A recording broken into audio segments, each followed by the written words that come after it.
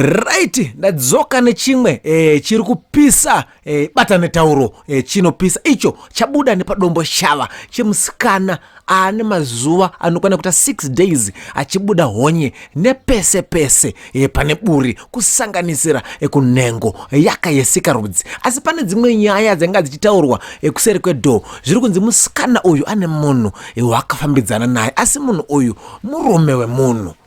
Zvino mashoko anga achitaurwa nevemunharaunda vari kutivo mukadzi uyu akagadzira murume wake kun'anga kuti wese arara nemurume wake anoteverwa nemawemuzi.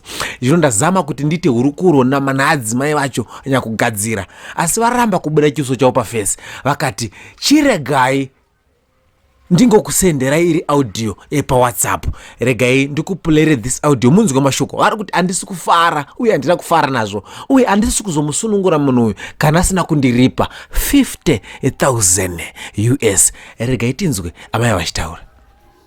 Ndamudza kare inini kuti ndikuda 50,000 US. Handisi kuzomuregerera kana asinondipa mari iyo, handisi kutozomuregerera. Mamanzwa mashoko amai vane hasha vari kupopota vakabatikana mumwoyo nekuda kwezviruitika kuno havana kufara nazvo. Vari kuti ndakabvira kare musikana ndaimuziva ndichimuudza achiramba kuteerera, zvino ndakapedza naye.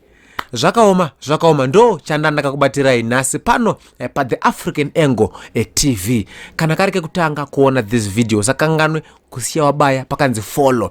Muno tinopakura nyaya dzese dziriitika muno muAfrica. Ndosaka takanzi The African Angle TV.